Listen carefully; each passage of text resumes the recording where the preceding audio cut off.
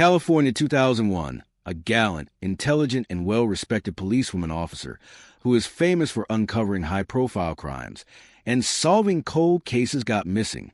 For over 2 decades, no lead, no suspects, no arrest was made until now. Grab a popcorn, watch and listen to this story to the end. You will be intrigued on how a hunter became hunted, a protector became a prey. It was the summer of 2001 in Sacramento, California, a city bathed in sunlight yet shadowed by secrets. The kind of summer where everything feels alive, streets buzzing with life, and people trusting that the world is predictable, safe. But sometimes the world isn't safe at all. Sometimes those sworn to protect us become the ones in need of protection themselves. Officer Rachel Monroe was just 29 years old, one of Sacramento's brightest, most dedicated policewomen. With her dark, determined eyes and a presence that commanded both respect and warmth, she was the kind of officer who never turned away from danger. The community admired her, colleagues respected her, and those who knew her best said she had an uncanny instinct for sensing trouble before it struck. Yet, in early June of that year, something strange happened, something absurd in the way only real life can be.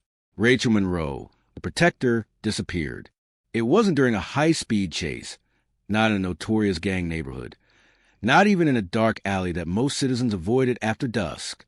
No, her disappearance happened in broad daylight, during one of the most ordinary assignments imaginable, checking on a series of neighborhood burglaries. Her car was found parked outside a quiet residential street, doors locked, lights on, radio still softly playing. Inside, her badge rested neatly on the seat, her duty weapon in its holster, her notepad open on the passenger seat with the last few entries scribbled in her handwriting. Notes about the local streets, residents she had interviewed, patterns she had noticed. And then she was gone. The city was shaken. How could a woman trained to protect herself, trained to face danger, simply vanish without a trace? Friends and family refused to believe she could have left voluntarily. Colleagues scoured the streets, the surrounding neighborhoods, even the nearby riverbanks, but every lead went cold. It was as though she had evaporated into thin air. Those first days were filled with confusion, disbelief, and fear. Her mother, Elaine Monroe, refused to leave the precinct, sitting for hours, staring at the empty chair her daughter had left behind. Fellow officers hung flyers, set up roadblocks, and questioned anyone who might have seen something unusual that day. Yet, every sighting led nowhere. Every tip dissolved into frustration. As the city grew more anxious, whispers began to circulate. Some said Rachel had been targeted because of her investigative work. She had a reputation for following up where others feared to tread. Others murmured about a shadowy figure seen near the area earlier that week, a man whose presence seemed to unsettle even hardened officers. But no one could confirm anything. No one could connect the dots. Rachel's story was no longer just about a missing officer. It was about a woman caught in a web that even she might not have seen coming, a protector who had become prey. And as the investigation slowly unfolded, secrets that had lain dormant beneath Sacramento's sunny streets began to surface, unraveling a truth stranger and darker than anyone could have imagined. Little did anyone know that the disappearance of Officer Rachel Monroe would eventually lead to revelations that would shake the city to its core, challenge every assumption, and expose a betrayal that no one, least of all her colleagues, saw coming. Before we dive into the full story, kindly support the work we do by subscribing to our channel. Like and share this story. Also type in the city you are watching from on the comment section. The first week after Rachel Monroe vanished was a storm of anxiety, questions, and haunting what-ifs. Sacramento, a city that prided itself on its sense of community, was suddenly a place where everyone glanced over their shoulder, where the idea of safety felt fragile.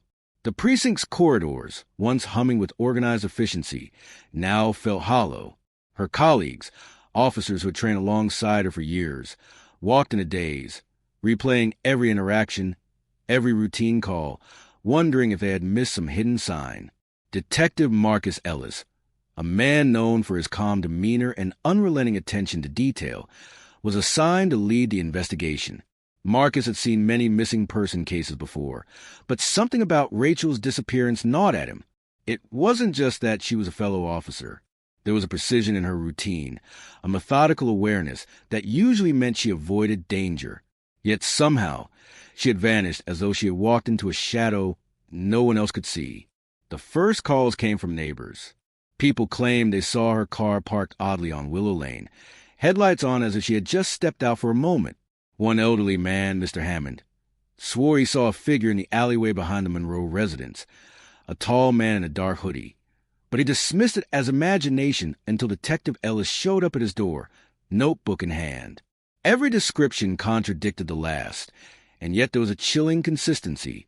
Rachel had been near the neighborhood, in plain sight, moments before disappearing. Her personal life offered no easy answers. Rachel had been close to her family, particularly her younger sister, Kara, who described her as fiercely protective but secretive in ways that only seem meaningful now. Rachel had been investigating small-time burglaries, seemingly unrelated incidents, but her notes revealed an obsessive focus on something more, a pattern connecting certain streets, certain victims, a rhythm that suggested the burglaries were a diversion. At the precinct, colleagues pored over her files. Every case, every report, every observation she had logged was scanned for hidden clues. One report stood out, a series of break-ins near the edge of the city, each occurring around 11 p.m., each leaving no fingerprints, no forced entry, nothing. And each time, Rachel had been the first officer to respond. It was as if someone was always aware of her movements, always one step ahead. Then came the first hint of something sinister. A local store owner, Mr. Patel, reported seeing Rachel speaking with an unfamiliar man the night before she disappeared. He described the man as polite, unassuming, yet there was something in his posture, a predatory subtlety, that made Rachel uneasy. Witnesses later recalled seeing the man near Rachel's patrol route more than once in the previous month. Yet, when detectives tried to trace him, he seemed to vanish into thin air. Social media was in its infancy in 2001, but word of Rachel's disappearance spread through local forums, early online communities, and chain emails. People speculated wildly. Was it a kidnapping? Had she gone rogue? Had she stumbled onto something bigger than Sacramento's ordinary crime waves? Theories multiplied like wildfire, and each theory seemed more bizarre than the last. But for Detective Ellis and the team, it wasn't the theories that mattered. It was following the breadcrumbs Rachel left behind, the subtle signs of a woman who had been meticulously documenting a trail no one yet understood. Her personal effects were examined with forensic precision. Her purse, found inside her patrol car, contained nothing extraordinary, wallet, keys, a small journal, but one page drew immediate attention. It was a cryptic note. They're always watching. Trust no one. The pattern is not what it seems. The handwriting was unmistakably Rachel's. It was the first tangible sign that she had sensed a threat, yet had no way to escape it. Whoever had taken her, or whatever had caused her disappearance, was cunning, calculated, and patient, and it was only the beginning. By the end of the first week, the investigation had produced little but tension. Families, friends, and colleagues were growing frantic. Media coverage intensified, and a sense of urgency weighed heavily on the precinct. But for Detective Ellis, the deeper he dug, the stranger became. Small details didn't add up. Certain surveillance footage from nearby stores showed flashes of movement. Figures too fast, too deliberate, but no clear identification could be made. And all the while, Rachel's pattern of investigation suggested she had stumbled onto something far bigger than a routine crime spree. It was around this time that the first internal suspicion arose. A fellow officer, one who had worked closely with Rachel, mentioned a series of odd calls Rachel had received in the weeks leading up to her disappearance. Anonymous calls, voice modulated, leaving cryptic messages that seemed nonsensical at first glance. Yet when pieced together, they hinted at an imminent danger, someone close to the department, someone with access and knowledge, someone who could predict Rachel's every move. The more Detective Ellis investigated, the more the city itself seemed to close in around him. Sacramento, usually familiar and predictable, now felt like a labyrinth of secrets and shadows. Each lead generated new questions. Each witness statement contained contradictions. And lurking behind all the confusion was the unnerving realization. Rachel Monroe had not simply disappeared. She had been deliberately removed from the world she knew, in a manner so precise that even trained eyes struggled to see the full scope of it. By the second week of Rachel Monroe's disappearance, Sacramento's collective unease had become palpable. Streetlights that had once marked familiar routes now cast long, menacing shadows. Citizens whispered about unseen dangers. Parents held their children closer, and even the bravest officers hesitated before walking alone. At the heart of it all, Detective Marcus Ellis felt the weight of every unanswered question pressing down on him. Every trail led to dead ends. Every clue seemed deliberately planted. Every witness statement had fragments of a larger, sinister puzzle. Then came the first major breakthrough, a discovery that would shift the investigation from a simple missing person case to something far darker. A maintenance worker inspecting the sewer lines near the outskirts of the city found a small duffel bag partially submerged in water. Inside were items that chilled every officer who saw them. Rachel's badge, her gun, a torn piece of her uniform, and most disturbingly, a set of files. The files were encrypted with codes only someone in the police department or someone who had access to her personal files could understand. Detective Ellis immediately recognized the significance. Rachel had not vanished randomly. She had been meticulously targeted, and the files hinted at the reason why. Within them were detailed notes about an underground network, an illicit operation running under the very streets of Sacramento. The network trafficked information, contraband, and, shockingly, had infiltrated the police force itself. Rachel had been on the verge of exposing it, but the files also contained something else, something that made Ellis freeze. One page had her handwriting, but the message was different.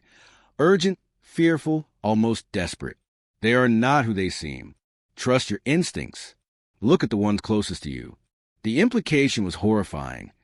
The predator might not just be external. Rachel had sensed betrayal within her own ranks. Suddenly, witnesses began to speak up with new information, pieced together by the detectives who tirelessly revisited old reports. A man seen frequently near Rachel's patrol areas wasn't just any stranger. He was someone the department had dismissed as inconsequential. Officer Daniel Mercer, a long-serving member known for his charm, but whose sudden interest in Rachel's cases now appeared suspicious. Multiple civilians recalled him lurking at streets she regularly checked, offering help or information that seemed innocuous at the time. Yet nothing had been recorded in the logs, at least not intentionally. The first twist that rocked the investigation came when surveillance footage from a local electronics store surfaced. It showed Rachel meeting a man in the parking lot late at night, exchanging a small package. The footage was grainy, but the posture of the man was unmistakable to those who knew him. It was Mercer. What made the footage more shocking was Rachel's demeanor. She wasn't scared, but cautious, almost as though she suspected him of something, but wasn't sure what. As detectives dug deeper, they uncovered more inconsistencies in Mercer's records. He had made several anonymous calls to the department, supposedly for routine checks, but timestamps suggested he was tracking Rachel. Even his official patrol routes were altered inexplicably during the weeks leading up to her disappearance. Then came a twist no one saw coming. Mercer was not acting alone. Evidence suggested the existence of a second accomplice. Someone with intimate knowledge of Rachel's habits. Someone who had been watching her long before she noticed anything amiss. This revelation fractured the department. Trust was shattered. Officers who had been colleagues for years began to eye each other warily. No one knew who to trust. Meanwhile, Rachel's family, desperate for answers, found a clue the detectives initially overlooked. Her sister, Kara, remembered Rachel mentioning an unusual meeting with a civilian informant. Rachel had been cryptically concerned, noting that this person knew too much and couldn't be trusted. When investigators tracked the informant, he was found dead under suspicious circumstances. A clear message. Rachel's disappearance was part of a far-reaching plan. The city, meanwhile, grew increasingly tense. Local news covered the disappearance obsessively, stirring public fear. Rumors spread that Rachel had stumbled onto a network that reached into political offices, financial institutions, and law enforcement. Every report carried the same chilling undertone. Someone powerful wanted Rachel silenced. And then came a twist so audacious it seemed almost unbelievable. A forensic analysis of Rachel's patrol car revealed traces of a rare chemical compound, one used in industrial labs, almost impossible to find without access to specialized facilities. The implication was clear. Rachel had been deliberately lured somewhere controlled, a place designed for someone of her skill and authority to be trapped. Mercer's trial was a media sensation. Every detail, every twist, and every hidden betrayal was brought into the light. Witnesses testified, documents were presented, and the city watch's justice was finally served. Mercer and his accomplices received lengthy sentences, ensuring that Sacramento would never forget the lesson. Sometimes, the danger is not in the shadows, but in the very people sworn to protect us. Rachel returned to the community she loved, but she was forever changed. Her experience became a cautionary tale, a reminder that vigilance, courage, and intelligence are essential not just on the streets, but in understanding the motives of those around us. Her colleagues, inspired by her resilience, vowed to rebuild trust and integrity within the department, ensuring that the dark chapter betrayal would never repeat. As the city healed, Rachel's story spread beyond Sacramento. It became a testament to the human spirit's strength, the power of meticulous planning, and the shocking reality that sometimes even those who protect us can be preyed upon. If this story gripped you, subscribe for more cold cases, and share this video to show others the incredible story of Officer Rachel Monroe. Sacramento woke up to a city that had survived the storm, though the aftereffects lingered in ways subtle yet profound. Streets were quieter than usual, and the hum of daily life seemed muted, as if the city itself needed time to breathe after the ordeal. Candlelight vigils, initially held in desperate hope for Rachel's safe return, had shifted in tone. They became celebrations of survival, but also spaces of reckoning. Spaces where the community collectively tried to understand the fragility of trust and safety. Rachel Monroe had returned, but not as the same woman who had disappeared weeks before. Her resilience, though remarkable, had been forged in the crucible of psychological manipulation, isolation, and constant vigilance. The moment she stepped out of the warehouse, she was enveloped by a mixture of relief, fear, and disbelief. Officers and family rushed toward her, but she held up a hand, urging them to pause. Her mind was racing, replaying every detail of the captivity, every subtle threat, every calculated move by Mercer and his accomplices. Detective Marcus Ellis watched from a distance as Rachel addressed her colleagues. Her voice was calm, measured, but beneath it lay a depth of strength that inspired everyone who heard it. She spoke not only of the facts, of how she survived, of how Mercer had manipulated the situation, but of the lessons she had learned about vigilance, trust, and intuition. Every word was deliberate, a reflection of her analytical mind, and a subtle warning to those who would assume that routine equated to safety. For the community, Rachel's return was both a relief and a shock. Parents hugged their children tighter. Neighbors exchanged stories of minor incidents they had brushed off in the past, and the collective consciousness of Sacramento shifted. People began noticing details they had previously ignored. A suspicious stranger at a gas station, someone lingering too long outside a home, patterns that now seemed ominous in hindsight. The city, in a sense, had woken up. Rachel's family, particularly her younger sister Kara, experienced a mix of profound joy and lingering anxiety. The weeks of uncertainty had carved deep grooves into their lives. Elaine Monroe, Rachel's mother, had spent sleepless nights pacing her living room, replaying every memory, wondering if her daughter had been aware of just how close danger had been. Now, holding Rachel in her arms, she wept freely, not just for relief, but for the realization of the peril her daughter had endured. Even for her colleagues at the police department, the emotional aftermath was intense. Mercer's betrayal had undermined years of camaraderie and trust. Officers who had once felt a sense of security within their ranks now questioned their colleagues, their judgments, and their assumptions. Ellis, who had guided the investigation with methodical precision, understood that the true work had only just begun. Trust needed to be rebuilt, both within the department and in the eyes of the public. Rachel herself faced the internal work of healing. Though physically unharmed, the psychological scars were real. She often replayed moments from her captivity. The subtle ways Mercer had monitored her movements, the psychological traps he had set, the meticulous isolation intended to break her spirit. Yet, What set Rachel apart was her ability to transform fear into insight. She began to journal her experience, not as a record of trauma, but as a blueprint for understanding manipulation, control, and resilience. Her notes became a resource for both law enforcement and civilians, a way to teach others to recognize danger before it strikes. In interviews with local media, Rachel emphasized the unpredictability of betrayal. Sometimes, she said, voice steady but eyes sharp, the threat doesn't come from the shadows. It comes from someone who wears the same uniform, who speaks the same language of trust and camaraderie. And that is why vigilance, intuition, and questioning patterns are crucial, not just for officers, but for everyone. Her words resonated deeply with the community. People began sharing their own stories, minor incidents they had dismissed, and moments of intuition they had ignored. The city collectively acknowledged that safety was not guaranteed, and that awareness was a shared responsibility. Rachel's ordeal became a catalyst for cultural change within Sacramento, sparking programs in schools, community centers, and law enforcement agencies focused on situational awareness, trust, and psychological safety. But alongside the community's healing, there were shadows that lingered. Mercer's accomplices remained under investigation, and the full extent of their network was still being uncovered. Rachel's insights proved invaluable. Her first-hand experience allowed detectives to trace hidden connections, uncover financial transactions used to fund illicit operations, and identify additional individuals complicit in the betrayal.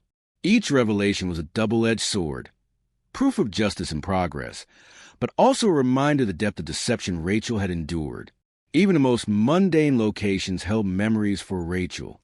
The warehouse where she had been held, now under forensic review, revealed clues that she had subtly manipulated to aid investigators, markings, directional hints, and small physical alterations that only someone of her experience could have implemented.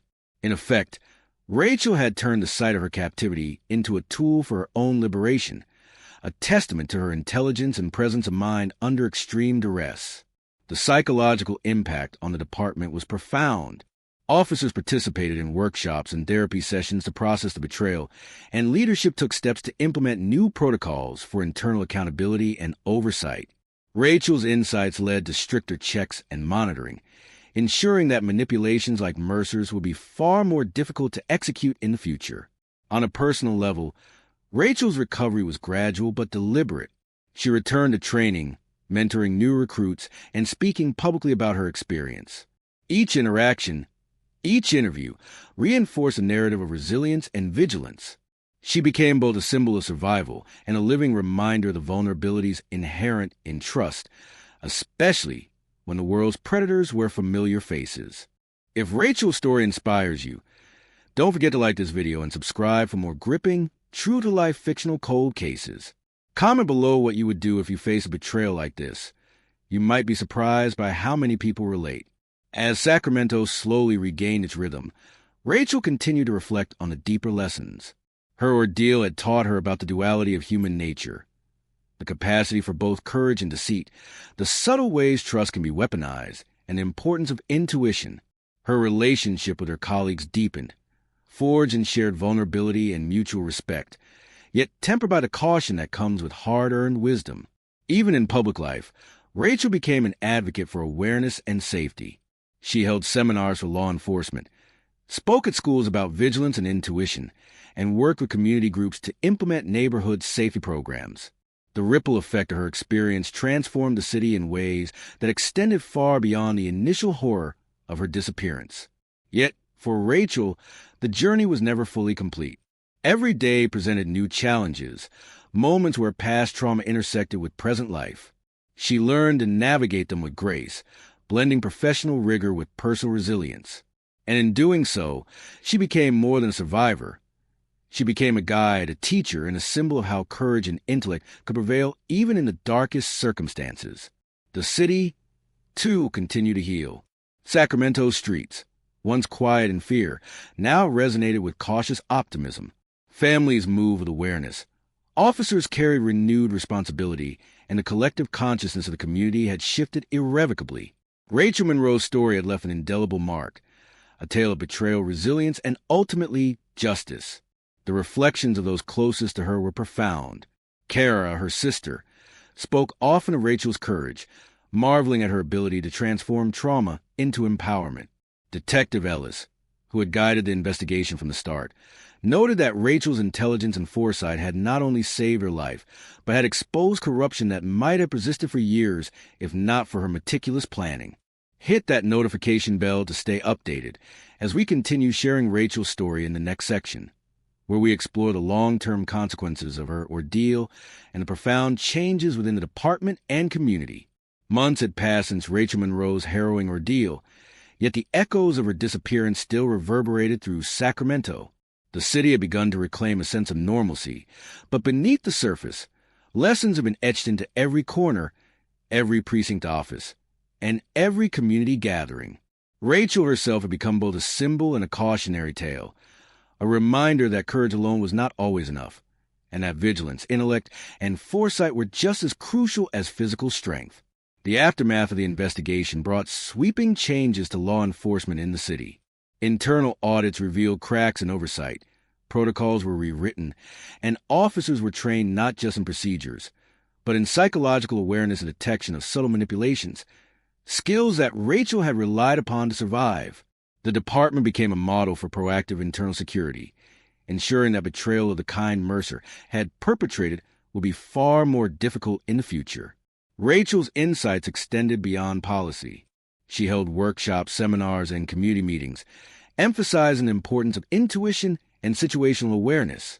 Trust, she often reminded attendees, is not blind. It must be earned and verified. Danger often hides in the familiar, not in the obvious. Her talks were gripping, drawing large crowds who listened intently, absorbing the nuances of survival and vigilance. Many community members shared their own stories, moments when they had ignored gut instincts or dismissed subtle warnings, and Rachel validated those experiences, teaching that awareness was a skill anyone could cultivate. Yet even as she became a public figure of resilience, Rachel grappled privately with the psychological scars of betrayal. Mercer had been close to her professionally, someone she had trusted implicitly, and that violation cut deeper than any physical threat ever could. She underwent intensive therapy, exploring not only the trauma of her captivity, but the complex emotions surrounding betrayal and trust. The sessions were grueling, but they allowed her to process the fear, the anger, and the lingering doubts about human nature. Her family, particularly Kara and Elaine Monroe, played an essential role in her recovery. They created a safe environment where Rachel could share her experiences without judgment, allowing her to rebuild her sense of security gradually. The family became advocates for mental health awareness, speaking publicly about the psychological impact of trauma and the importance of community support. In interviews, Kara often remarked, "Rachel taught us that strength isn't just surviving, it's learning from the darkness and using it to protect others." Meanwhile, the broader community continued to grapple with the implications of what had happened. Sacramento citizens became more aware of subtle threats in their neighborhoods, forming watch groups, reporting suspicious behavior, and fostering a culture of shared vigilance. Schools implemented programs teaching students how to recognize danger and trust their instincts, lessons inspired directly by Rachel's experience. The city had changed, not just in policy, but in collective consciousness. But even as public life settled into this new rhythm, subtle threads of suspense lingered. Mercer's network, while partially dismantled, had left traces that suggested pockets of influence remained. Investigators continued to uncover hidden financial accounts, unexplained connections to local officials, and even faint leads pointing to other cities. Rachel herself occasionally revisited the case files, noting details that had initially seemed minor but might hold significance in the long term. Her instinct was never dormant. Even in recovery, she remained alert, aware that some predators never truly disappear. In her professional life, Rachel made deliberate choices to reclaim her agency. She returned to active duty, but with a nuanced approach, mentoring new recruits, redesigning investigation protocols, and personally overseeing operations in sensitive areas. She emphasized preparation and critical thinking, ensuring that officers understood both the practical and psychological dimensions of their work. Her leadership style, tempered by trauma yet strengthened by resilience, became a model within the department. At the same time, the trial and conviction of Mercer and his accomplices remained a touchstone for the city. Every sentence, Every testimony, every piece of evidence unveiled layers of manipulation that had once seemed invisible. The community followed the proceedings closely, collectively processing the magnitude of betrayal and the precision of justice finally served. Public commentary, forums, and media coverage reflected a mix of shock, relief, and admiration for Rachel's courage. Rachel's personal reflections were equally profound. In quiet moments, she often revisited the warehouse where she had been held, guided investigators through the hidden markers she had left, and explained the reason behind each subtle modification she had made. These sessions were not only practical, they were cathartic, allowing her to reclaim the spaces that had once been instruments of fear. She learned to transform locations of trauma into symbols of strategy, foresight, and empowerment. The psychological lessons of her ordeal became a focal point for broader discussions about leadership, trust, and vigilance. Rachel spoke frequently about the duality of human nature, the capacity for both extraordinary courage and calculated betrayal, and stressed the importance of balancing trust with critical awareness. Danger, she often reminded audiences, does not always wear a mask of malice. Sometimes it smiles, shakes your hand, and pretends to be an ally. Awareness is the key to survival. The community, inspired by Rachel's example, began implementing measures that transcended law enforcement. Neighborhoods created coordinated alert systems, residents attended safety workshops, and local businesses trained staff to recognize subtle signs of manipulation or fraud. Sacramento had shifted from passive vigilance to active participation in collective security, a transformation directly traceable to Rachel's experience and advocacy.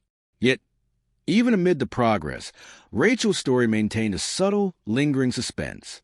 She occasionally received anonymous messages, hints, cryptic references, or minor anomalies that suggested the remnants of Mercer's network had not entirely vanished. While none posed immediate danger, these signals reminded her that vigilance must be continual. They also added layers to her public narrative, illustrating to citizens that survival and awareness are ongoing processes, not finite achievements. In her private life, Rachel began documenting her experiences extensively, not as memoirs or fame, but as tactical guides, psychological studies, and educational resources. Her notes, filled with observations about manipulation, trust, and survival under extreme conditions, became a foundation for future training programs and community initiatives. She emphasized the importance of recognizing patterns, reading subtle behavioral cues, and maintaining a balance between courage and caution. Her family's role remained central to her recovery. Elaine and Kara, once consumed by worry, became pillars of support and advocates for others who had experienced trauma. Together, they created outreach programs that addressed both emotional and practical aspects of dealing with betrayal, abduction, and psychological manipulation. Rachel's experience became a catalyst for a broader culture of awareness and resilience, extending far beyond the confines of the police department. If Rachel's story of courage, resilience, and awareness inspires you, make sure to subscribe, like this video, and share with friends who value vigilance and the human spirit. Comment below, how would you prepare a face of betrayal from someone you trusted? As months turned into a year, the city's narrative shifted from fear to resilience. Rachel's name became synonymous with determination, intellect, and the subtle art of survival. The department, now fortified with new protocols, embraced transparency and accountability, ensuring that the shadow of Mercer's betrayal would not repeat. And yet, the subtle lessons lingered. Betrayal could come from the most familiar faces. Danger often hides in plain sight. Vigilance, intellect, and intuition are as vital as courage and physical skill. Rachel Monroe had endured the unimaginable, but in doing so, she left a blueprint for survival and empowerment, transforming both her life and the city she protected. Sacramento would never forget the summer of 2001, not only for the terror it endured, but for the courage, insight, and resilience of a single officer who refused to surrender to fear. Rachel's story remained a living reminder that even when darkness descends, intelligence, intuition, and unwavering determination can illuminate a path to justice and hope. Don't forget to hit that notification bell to catch future stories of survival and justice. Share this video to honor Rachel's courage and inspire others to stay vigilant in their own lives. Sacramento had changed. The streets, once filled with a sense of ordinary safety, now carried the quiet hum of awareness. People walked a little more cautiously, neighbors spoke a little more openly, and families taught their children lessons not only in academics, but in vigilance, intuition, and trust. The city's pulse, once naive, had matured, shaped by the harrowing events surrounding Officer Rachel Monroe. Rachel herself had become a symbol, an embodiment of resilience, courage, and foresight. Her return to public life was not marked by fanfare, but by quiet determination. She continued her work in law enforcement, mentoring new recruits and advocating for mental health awareness, ethical integrity, and strategic vigilance. Each day, she wove lessons from her past into practical guidance, ensuring that the next generation of officers could navigate dangers both seen and unseen. Her personal life, too, had shifted. Rachel was closer to her family than ever, with a bond forged who shared anxiety, grief, and relief. Elaine Monroe, once fraught with fear, now carried the calm pride of a mother who had watched her daughter endure unimaginable danger and return stronger than before. Kara, inspired by her sister's courage, became a community advocate, teaching awareness programs and assisting with neighborhood safety initiatives. The family, once fractured by fear, had become a living example of resilience and purpose. Yet, even in this period of reflection and rebuilding, subtle suspense lingered. Rachel occasionally received messages, anonymous tips, cryptic notes, or minor anomalies that reminded her vigilance must never be abandoned. These signals, though minor, suggested that while Mercer and his known accomplices had been neutralized, the shadow of danger could still touch Sacramento. Rachel did not ignore them. She logged each detail, each anomaly, knowing that preparation was the key to preventing future tragedies. The department itself underwent profound transformation. Mercer's betrayal had left a scar, but it had also prompted reforms that strengthened internal accountability. New protocols for oversight, reporting, and ethical conduct became standard. Officers were trained not just to enforce the law, but to recognize manipulation, deception, and subtle signs of betrayal. The legacy of Rachel's ordeal extended beyond her own experience. It shaped the very fabric of law enforcement culture in the city. Rachel also dedicated herself to education and mentorship.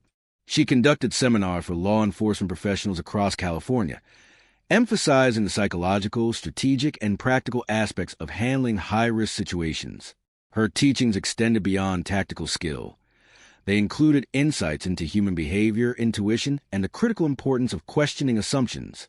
Students of her seminars describe her as intense yet empathetic, a figure who commanded attention with both authority and authenticity. On a personal level, Rachel began documenting her journey in depth. What started as private journals evolved into structured guides on psychological resilience, strategic thinking, and survival in the face of betrayal. These writings would later become foundational resources, used in both law enforcement training and community awareness programs. Her words carried the weight of experience and the clarity of someone who had walked through darkness and emerged wiser, stronger, and more vigilant. The community embraced her as both hero and teacher. Local schools invited her to speak to students about courage, trust, and the importance of paying attention to subtle warning signs. Neighborhood organizations hosted awareness workshops based on her experiences. Even ordinary citizens, inspired by her example, began forming community watch groups, implementing safety measures, and encouraging dialogue about vigilance and trust. Sacramento had learned a hard lesson. That danger can be close, subtle, and unpredictable, and Rachel Monroe had taught them how to face it without fear. Media outlets followed her journey with interest. Interviews, features, and documentaries captured her story. But Rachel insisted on focusing on lessons rather than sensationalism. "This isn't about fear," she said in one televised interview. "It's about awareness, preparedness, and understanding that trust must be considered carefully. Courage alone isn't enough. Knowledge and vigilance are equally vital." Her words resonated across the city and beyond, touching those who had never experienced law enforcement firsthand, but who understood the human dimensions of trust, betrayal, and resilience. Even in the quiet moments, Rachel's mind remained alert. She continued reviewing case files, monitoring subtle leads, and considering potential vulnerabilities. Her experience had taught her that survival was a continuous process, not a single event. Vigilance was a lifestyle, a mindset, and a responsibility. The city itself reflected the legacy of her ordeal. Policies and community programs implemented after her disappearance became standard practice. Public awareness campaigns emphasized both physical and psychological safety. Law enforcement culture shifted toward greater transparency and accountability. The ripple effects of her experience were felt in classrooms, precincts, neighborhoods, and homes. Sacramento had learned to be cautious without succumbing to fear, and Rachel's guidance had made that transformation possible.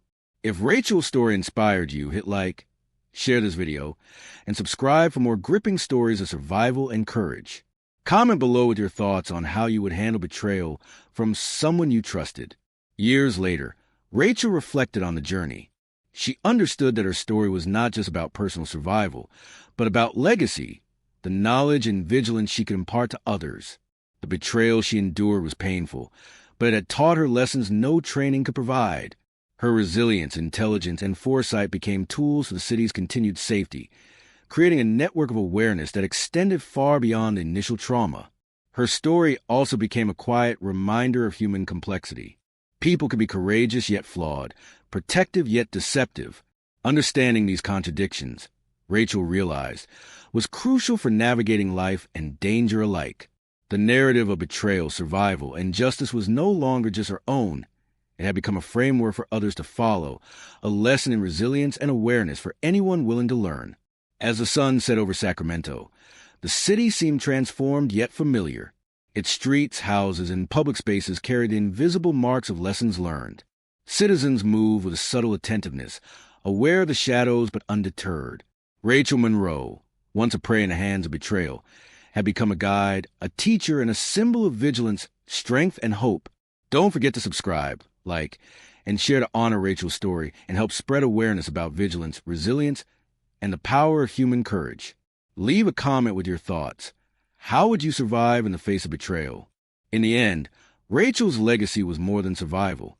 It was the transformation of a city, the empowerment of a community, and the creation of a blueprint for vigilance and trust. Her story remained etched in Sacramento's consciousness, a testament to human resilience, intelligence, and the unbreakable will to reclaim agency in the face of unimaginable adversity. Even as the city moved forward, subtle reminders lingered. Tiny clues, minor anomalies, and the faintest hints that vigilance must never rest. Rachel Monroe had survived, taught, and inspired, but she also ensured that the lessons she learned would remain alive, guiding the city she loved toward a safer, more aware future.